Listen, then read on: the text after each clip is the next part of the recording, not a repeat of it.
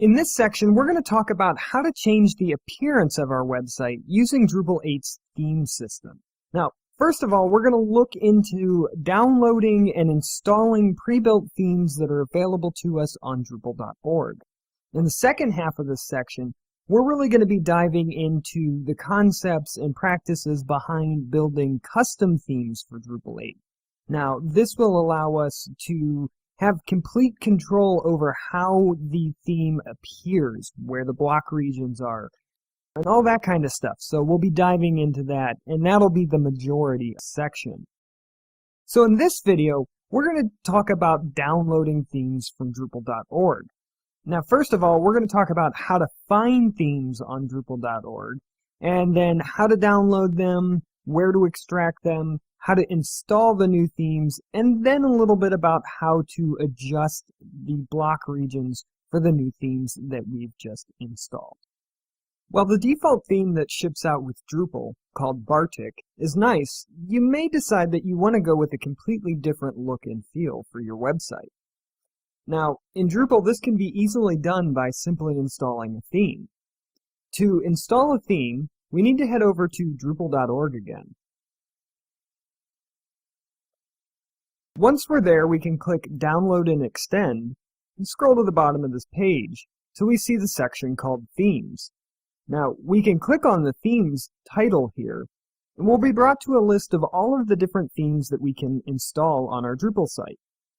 Now, one thing to note is that we do need to make sure that the core compatibility is at least 8.x. From here, we can see that that's narrowed down our list a little bit here. For instance, we could download this Drupal 8 theme here if we wanted to have a look and feel similar to this. So let's go ahead and do that. To download it, we just click the link, scroll to the bottom, and download it just like we would a module. Once the file's been downloaded, we simply need to navigate to where we've downloaded the file and extract it.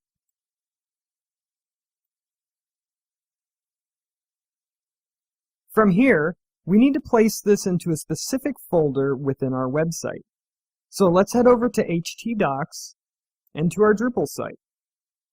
And here, we need to navigate to the Themes folder, and we can drag this theme right into that folder.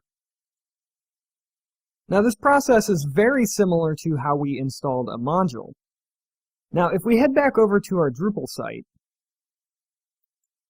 and we click the Appearance tab, we'll be brought to the page where we can manage all of the different themes that we have installed on our website. You can see here that currently the Bartik theme, which comes stock with Drupal, is set as our current theme. And we can also see that the 7 theme is available for us here. And if we scroll to the bottom, we can see that 7 is actually selected as our admin theme. There's also a Stark theme in here, which is a very basic, simplified theme typically used for custom theming. So, to set our new theme as our default theme, we just need to click Install and Set as Default.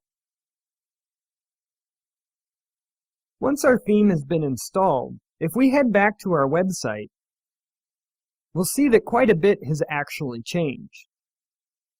We can now see that the front page of our website looks entirely different than it did before.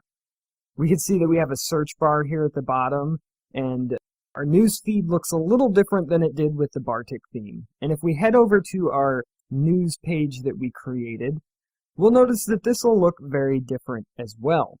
And upon heading into any of our pages, we'll notice that these look quite different. One of the things you may have noticed is that the block that we created for our sidebar with our recent news is no longer there. And that's because this particular theme has different block regions than the Bartik theme did. So let's check those out real quick. If we come into Structure, Block Layout, and then we demonstrate the block regions, making sure that we have our current theme selected, we'll see that they look quite different. And instead of sidebar second, we have right sidebar here. And what happened within Drupal was that it just didn't recognize this theme as having the exact same block structure. So it didn't know where to put our block. So if we exit this here and go back, we should be able to scroll down to where we see sidebar right, and we can place a block. Again, from here, we're going to take that news views block that we created. We're going to, once again, restrict it to our article content type, and we don't need to display the title, and we can save this.